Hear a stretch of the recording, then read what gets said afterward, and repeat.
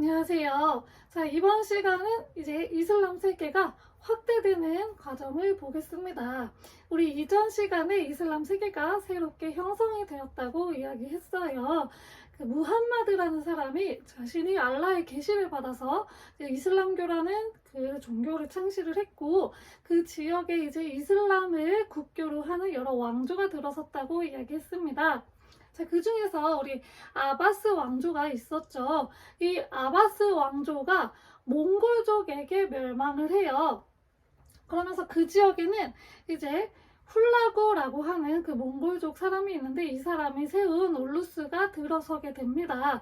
그러면서 이제 이 지역이 그 몽골족에 의해서 좀 지배를 받고 있었는데요. 그 중에 한 명이었던 티무르라는 사람이 몽골 제국의 그런 다시 부흥을 꿈꾸면서 티무르라고 하는 제국을 하나 만듭니다.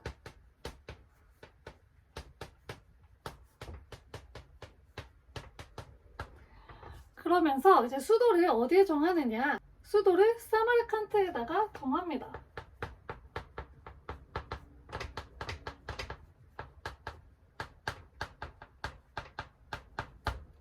이 티무르 제국은 무엇을 했냐 하면요, 바로 중개무역을 실시를 했어요.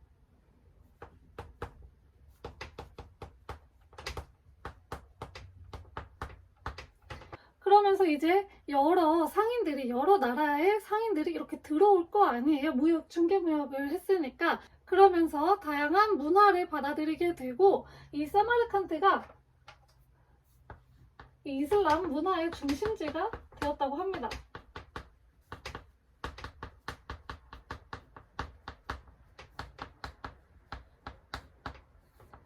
그러면서 여기가 이제 이슬람 문화가 굉장히 발달하게 되는 그런 도시가 되었다고 해요. 자, 그리고 또 어떤 제국이 있었냐? 사파비 왕조라는 왕조가 있었습니다. 여기는 수도가 이스파한이고요.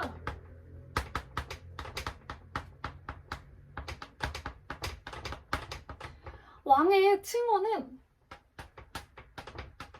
샤라고 하는 왕의 칭호를 사용했다고 합니다. 이 사파비 왕조 같은 경우에는 우리가 지난 시간에 그 우마이야 왕조 하면서 이슬람이 그 안에서 분열이 됐다고 했잖아요. 시아파하고 수니파하고 분열이 됐다고 이야기했어요. 그 중에서도 시아파 이슬람교를 받아들여서 건국을 했다고 합니다. 이슬람 국가들 중에서 굉장히 큰 제국으로 발전한 국가가 하나 있어요. 바로 오스만 제국인데요. 이 오스만 제국은 원래 셀주크 티르크의 지배하에 있었어요. 근데 그 셀주크 티르크의 지배를 물리치고 바로 이 오스만 제국이 자리를 잡게 되었습니다. 오스만이 셀주크 티르크의 그런 간섭에서 벗어나서 이제 자리를 잡았다고 했잖아요. 그래서 셀주크 티르크에서 사용했던 술탄이라는 칭호를 이들이 사용하기 시작합니다. 술탄이 뭐였는지 혹시 기억하세요? 술탄은 정치적 지배자였습니다. 정치적 지배자를 뜻하는 용어가 술탄이죠. 그래서 이슬람 세계에서 정치적 지배자를 뜻하는 그런 뜻이에요. 그래서 술탄이라는 칭호를 이어받아서 사용을 했고요.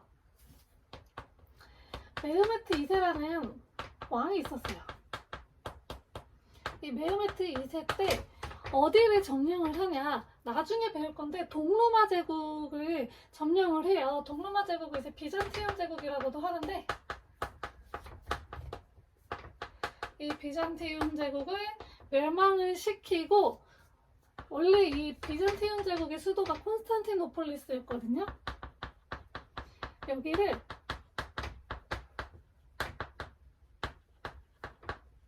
이름을 바꿔요. 이스탄불로 바꾸고 여기를 수도로 삼았습니다. 그래서 이때부터 이제 오스만 제국의 수도는 이스탄불로 이제 정해지게 된 겁니다. 그리고 이후에 계속 이제 성장을 하면서 이제 어떤 칭호까지 가져오게 되느냐? 바로 칼리프의 칭호까지 가져오게 됩니다. 칼리프는 종교의 지배자였어요. 종교 지배자와 정치 지배자를 합친 게 칼리프라고 했었죠. 그래서 오스만 제국은 술탄도 가져오고 칼리프도 가져오면서 정치, 종교의 지배자로 거듭나게 되면서 이슬람 세계의 명실상부한 이제 권력자가 되었습니다. 자, 그리고 그렇게 성장을 하면서 슐레이만 1세 때는 어디까지 진출을 하냐면요, 바로 헝가리까지 진출을 합니다. 굉장히 멀리까지 진출을 했죠. 그래가지고 영토가 굉장히 넓어졌어요. 그래서 그야말로 제국이 됐어요. 굉장히 넓은 영토를 가진 제국이 되었습니다. 이 오스만 제국은 굉장히 넓은 영토를 차지했으니까 원래 이슬람교가 아니었던 사람들까지 이렇게 품게 된 거죠. 그러다 보니까 이제 종교가 다른 사람들도 받아들이게 된 거예요. 유럽 쪽으로 진출을 했으니까 기독교인들도 받아들이게 됐죠. 근데 이들의 종교를 인정을 해주었어요. 그러니까 개종을 강요하지 않고 종교를 인정을 해주어서 밀레트라고 하는 그 자체적인 공동체를 인정을 해줬어요. 이게 그 자체적으로 종교적인 공동체인데, 이거를 이제 지난 시간에 배웠던 지즈야, 그러니까 인두세만 납부를 하면 이 밀레트라는 공동체를 인정을 해줬습니다. 그래서 각자의 종교를 섬길 수 있게끔 배려를 해주었습니다. 그리고 예니체리라고 하는 술탄의 친위 부대도 만들었습니다. 그래서 술탄의 권력을 조금 더 이제 강화하기 위해서 만들었고요. 그리고 티마르제라는 일종의 군사적 봉건제예요. 그래서 뭐 군사들한테 땅을 이제 봉건을 해준 거죠. 나눠준 거예요. 이게 바로 티마르제입니다. 이런 것들을 실시하였습니다. 이 오스만 제국은 굉장히 넓은 영토를 차지했잖아요. 그래서 문화도 굉장히 많이 섞였어요. 일단 오스만 튀르크족이었거든요. 그래서 튀르크의 문화하고, 얘네가 누굴 멸망시켰어요? 비잔티움 제국을 멸망시켰죠. 그래서 비잔티움의 문화, 그리고 원래 이 지역에 옛날부터 있던 페르시아가 있죠. 이 페르시아의 문화가 다 합쳐진 아주 복합적인 문화를 가지게 되었습니다. 그리고 이 오스만 제국의 대표적인 유적이 하나 있는데요. 바로 우리에게는 블루 모스크라고 되게 유명한데, 술탄 아흐메트 모스크가 있어요.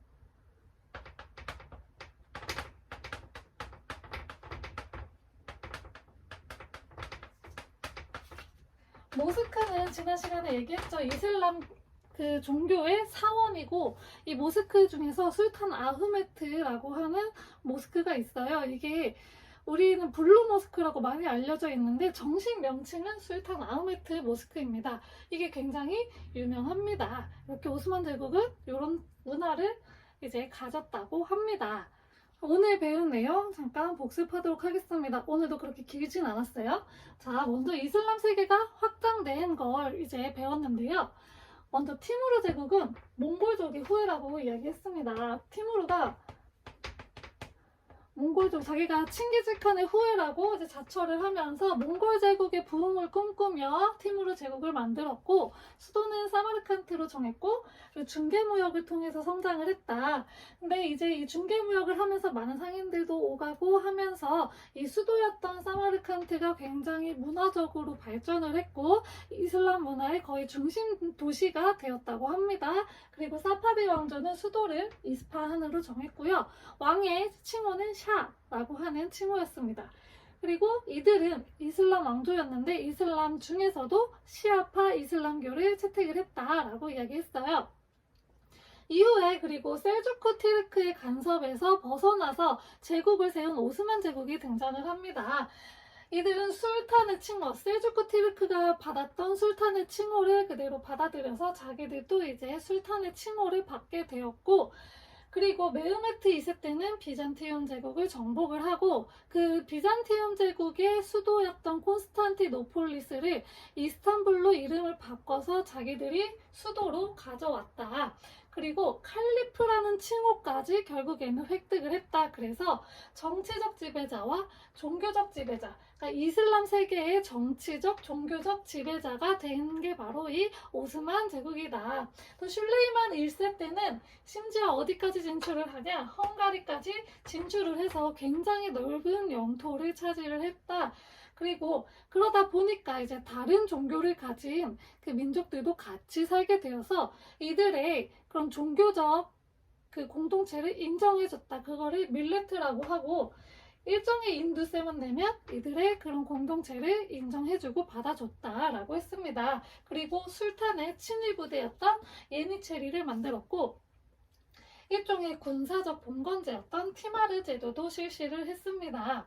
그리고 굉장히 많은 민족들이 모여 있어서 튀르크의 문화, 비잔티움의 문화, 페르시아의 문화가 섞인 문화를 가졌고 그리고 블루 모스크라고 알려진 술탄 아흐메트 모스크가 굉장히 유명하다라고 이야기했습니다. 자, 이번 시간은 이제 이슬람 세계가 확장된 거를 같이 봤고요. 다음 시간에는 서아시아의 마지막 시간 바로 인도에 대해서 이야기하도록 하겠습니다. 감사합니다.